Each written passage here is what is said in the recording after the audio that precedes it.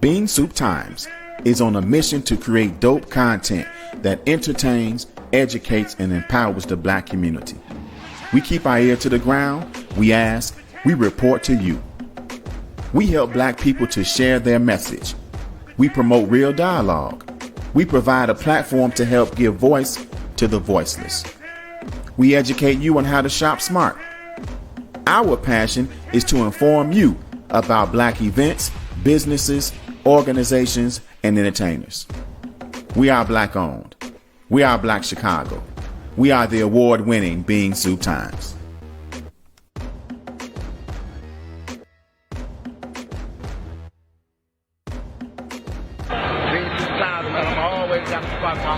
Y'all started off with that lesson, man. Appreciate it.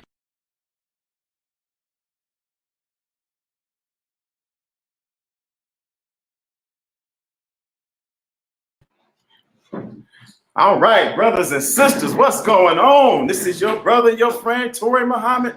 Man, I'm so excited about who we have on today. We have a true shaker and mover. We have a person who, even if you haven't met her and her family in person, you might have been touched by some of this delicious food. So we are going to get right in. We're going to put her in. I see her smiling face ready to come on in. Greetings. All right. How you doing? Good. Man, I'm doing great. I'm on my phone because I'm trying to get this to work right here. I've been playing with it for a little while, but I hear you though. Okay, yep, we can see you, we can hear you, and I see you got the wrap, you got the hair wrapped today. Yes, so, cooking and everything, you got to have that hair wrapped up. I know that's right, man. For the people who don't know you by your face, we have to do a proper introduction. You are part of a wonderful family who's been providing some delicious food on the south side of Chicago. And not only does the food, you can taste the love in the food, but your whole family exudes just Black excellence and a love for the community. So we're pleased to have Constance Sims Kincaid on the Black Business Matters show, representing 5 Loaves Eatery. Thank you so much. I really appreciate you even having me over here and on this show with you. I appreciate that, Tori. Man, it's a pleasure. It's an honor, man. So as much as you brought happiness into my life with those salmon croquettes. You like them, huh? That's my favorite. There's a few things I love, but those, that's a constant. I love those salmon croquettes. Thank you so much. So tell us a little bit about yourself, how you got started. And you know what, if you can turn a little bit, I think, to your left. The sunlight is, that's better. That's better. Yep. Is that a little better? Okay. That's much better. Cool. Okay. Yeah. Perfect. And also what I'm going to keep on doing is trying to get this laptop up so that you can see my big old face for real. That's good. We see you. Yep. Yeah. So, Tori, so the whole story of 5 Loaves began when I basically, I was tired of going to the north side and having to travel outside of our neighborhood to feed my then 2 young girls. So at that particular time, my husband then and I, we had both lost our jobs. And I was like, you know what? I'm not going to work for nobody else. I'm just not. I'm tired of it. I'm tired of it. They never give you what exactly, like you should really get a lot of times.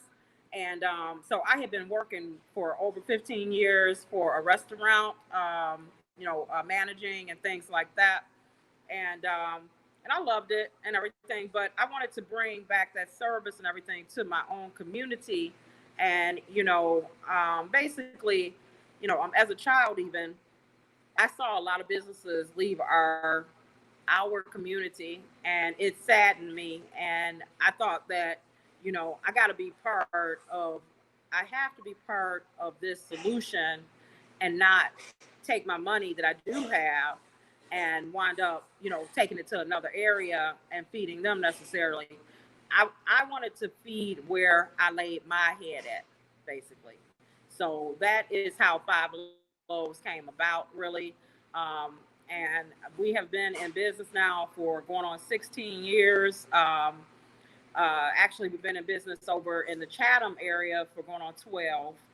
And, it's just all about giving back to your community, but also being that change that you want to see. So that's exactly what we've been doing over here. Man, I love it. And tell us a little bit about the name. How did you come up? What's the concept behind Five Loaves? Well, you know what? So working basically, all those years and everything, I had so many concept names for restaurants because I knew that I was going to open up a restaurant. That I did know because that was my dream ever since I was a little girl. So I did know that much. I just did not know where, I didn't know when, nothing like that. And things definitely happened for a reason because I got to tell you, I was so tired of working for other people, and I said, "Oh, I'm gonna be up out of here in August." I said, "I'm leaving. I'm getting up out of here in August." You know, they gave me my walking papers on August 1st. So, The but Lord heard you. yes, you got to be careful what you say.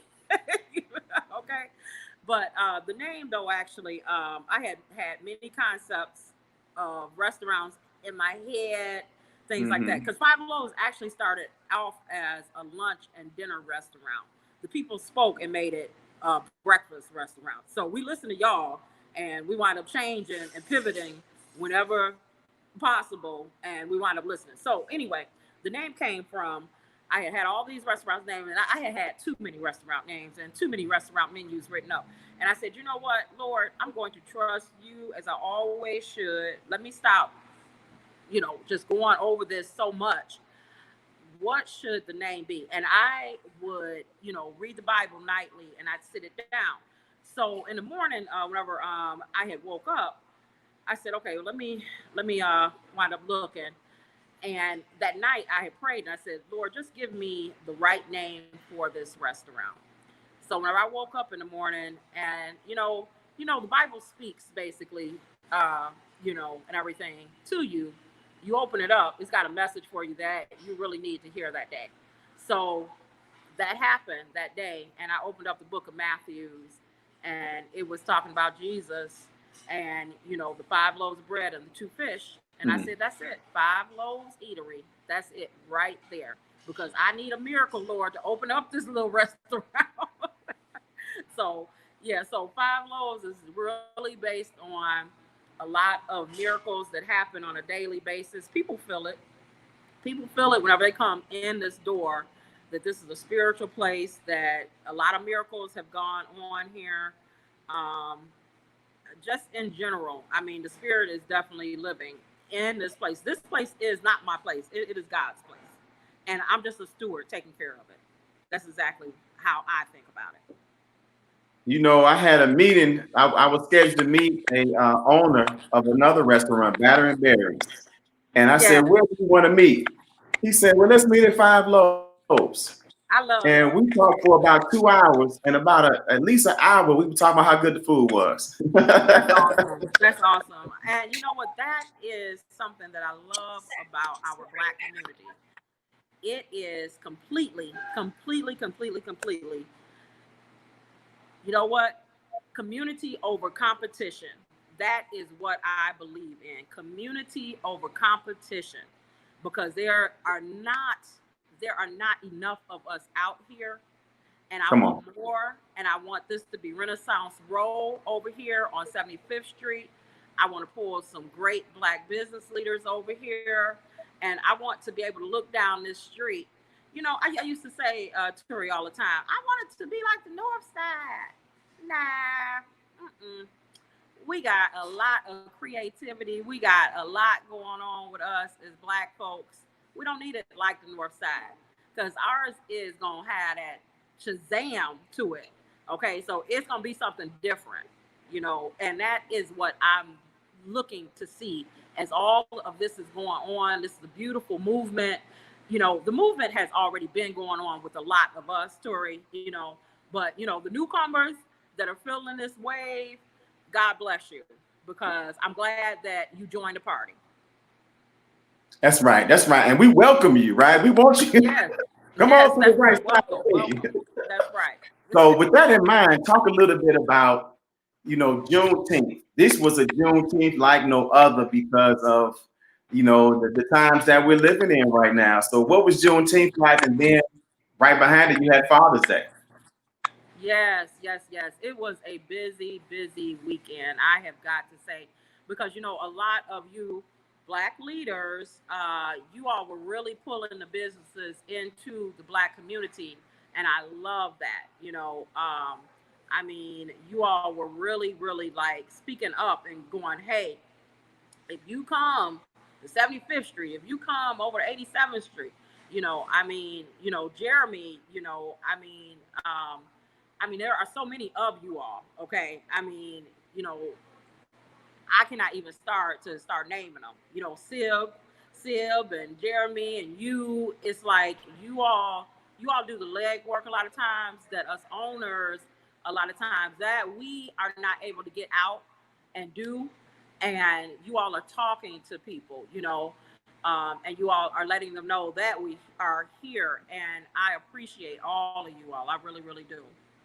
Yep, absolutely. And so, Jeremy, you're talking about Black People Eats. Yes, Black People Eats. Yep. Amazing, crazy stuff with in Juneteenth. He shut it down. Man. And then Sib's Breakfast Club with Sybil Holloway. Yep, absolutely. Yes, exactly. Yep, I've been in communication with both of them this week. Both of them, man, I love both of them.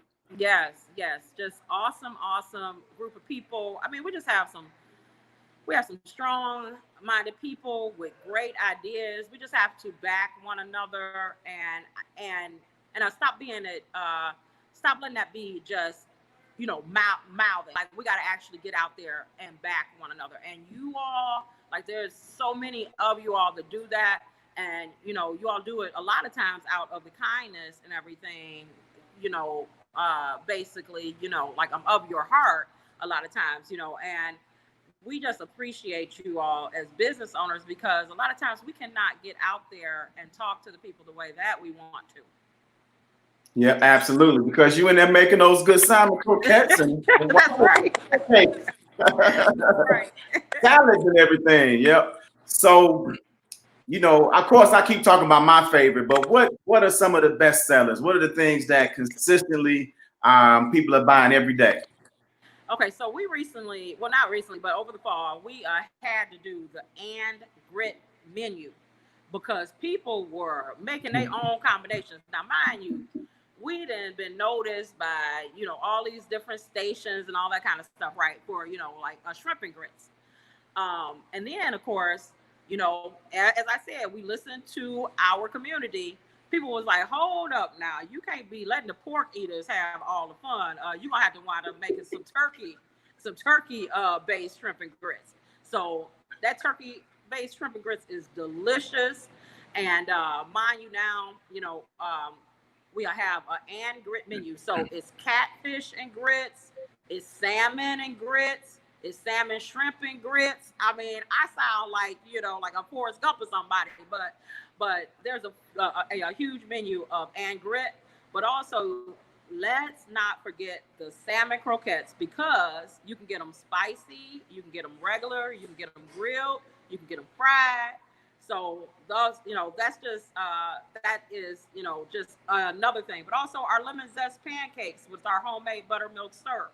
That's something that everybody goes crazy over too. So we're just very blessed, though, to just have people want this good loving food. Absolutely. I'm officially hungry right now. So yeah, I didn't know about those turkey and grits. That sounds very interesting. Yes, very good, very good. So I want you to talk. You drop some real gems, right? I just want to recap people just coming on and listening. One, you talked about community over competition, and then two, you talked about listening to the consumer, right? And sometimes that can be hard for us as business owners, because we're gonna do it our way. and I waited the both way. But you have to listen. You got to listen to what because they're telling you what they want. The person who's purchasing, right? Those are two important things. Now, I want you to talk a little bit about this because I think this is so phenomenal about Five Loaves, and you don't see this everywhere. The whole family, the energy, the spirit is all the same, right? You can tell that you all have a shared vision about what you want to provide to the community. And, you know, without passing judgment, because, you know, my children don't work in my business, but you see so many times where people don't, the children don't work in the business. And if they do, they let the parents and the children and everybody else know they really don't want to be there. Now look, Tori, now every now and then, you know, the children sometimes they do wind up acting up, but you know what? It's time for anybody that act up to go home because I don't want that old evil spirit around me. I don't care who it is. So. Well, every time I'm in there, they always seem to echo the vision, your vision and spirit. Well, yeah, you know, because they know that it's about more than just this restaurant, that it really is about the community and making sure that our people are eating well and being treated well. That's what it's really about. And that we need to be that example. So like, you know, my girls, they know that they need to be that example where this is how we are going to make this community grow is whenever people see a good example and they see that that example is working well, then they go out and try to wind up duplicating that example. And that's exactly what we want. So, you know, the family, yeah, we want to button heads just like any other family, you know, and everything. But, you know, whenever we butt heads too much, they got to go home and I'm going to stay. Because you mama and boss. That's right. That's right. So, but, you know, but I'm very, very fortunate though, Tori. I am extremely, extremely fortunate because my sisters actually, you know, like I started here also, and they have branched off. And that is so important to me is that I never try to hold anybody back. My goal is that my chefs and that my people here that they are able to branch off and to do something in one of these Black communities, and that they have the proper training by me or by, you know, the different chefs and things like that. That they have the proper training and also the proper knowledge, because I have done enough wrong that I know to tell people the right thing to do. So that is what I'm passing on. Man, that's beautiful. That's so important. You know, I just had a conversation with Real Man Cook. They celebrated, of course, Real Man Cook this weekend. And one of the things that was talked about was the connection between the culinary arts and mentorship. Now, I know for a fact because I've come in there with somebody. So they see somebody in the back you got working. They're like, man, I was locked up with him. But you're giving people space and the opportunity to grow and to develop and to be mentored. And you talk about creating careers, new small businesses because of the care that you're taking. That's so important. And that's the thing that, along with the great food, right? Along with the energy that's in the place, what you're producing for others that help the community. And I know what you said earlier about the kindness of our heart. And, you know, I know for me, because I see what people are doing, I see what you're doing and how it helps the community. So, you know, if I see something, if I go into a restaurant and the owners cuss everybody out and don't care, you know, you don't talk about it. Right. You know, you hope they get together. You can say a word or two. You know, you hope they get together, but you can't go out and really talk about that kind of place. But the places like Five Loaves, man, it's a pride in our community. So you make it easy for us to talk about you. Thank you so much. I really, really, really appreciate that, because that is our goal, and that is what we constantly pray about and work towards, is that we want to be good stewards of our community, good stewards of our business. It's very important. Yep, absolutely. So, of course, you got how are the hours now? The hours a little different, and of Yeah, the course, you want to hours are keep the different. The location. hours are different because we are a small, well, I'm sorry. Let me use the word quaint because that sounds a little better. Yes, that's right. Okay. So we are a quaint little place, and basically we have 12 tables. So the city is opening up tomorrow. Unfortunately, we are not able to because that means that we would have 6 people in our dining room. So we don't want to um, so basically, we had to weigh out whether or not we are going to try to open with 6 people in the dining room versus trying to feed a full community. So we're choosing to feed the full community and still stay as right now, you know, basically, like a curbside pickup right now, because those 6 people would actually would have us kind of stop doing what like we have grown recently, and that was hard to Mhm. grow. I got to tell you, Tori, uh, that Grubhub Uber Eats stuff, that is no joke for a restaurant. I mean, it is no punk at all. But now that like we're learning it and we know it a little bit better now, we're not all the way 100% there, but we're getting it now. So, so the restaurant is quaint. So the hours right now, we are still closed on Mondays and Tuesdays. We are trying to do, training and also catering and things of that sort on Mondays and Tuesdays. But on Wednesday through Saturday, we are here from 8 a.m. to 2:30 p.m. And then on Sunday, we are here from 9 a.m. to 3:30 p.m. So, oh, and also this weekend is dining on the 5. So we're gonna have a table out there for for dining, but so we try to make it work. We're gonna figure it out. We're gonna Right. try to make it work. Man, I love it, man. We appreciate you. Like I mentioned offline, we working on something to maybe Yes, assist yes. with a better price point than Uber Eats and I Grubhub. cannot wait. I Yeah, so cannot we're wait. working on that. Hopefully, next couple of weeks, I or love it. maybe even sooner, we're going to be announcing it and launching it. So I can't I wait to love it. show that to you. Yeah. And man, so we appreciate you. Keep doing what you do. We're here for support, and I'll be back soon to get me some. I think I may get that. I might try something different. I'm Yeah. a person I Yeah, always so go try with what out I this like. menu. Yeah, definitely so. Definitely. I'm gonna try something different, man, because everything I had is always delicious. You know what? I appreciate you so very much for everything you do. I really, really do. I appreciate you, Tori. All right, we appreciate you as well. You know, you had open door policy to come on and talk about whatever's happening in the community, and we appreciate you, and we look forward to talking to you again. You too. Take care now. All right, bye bye. Bye bye.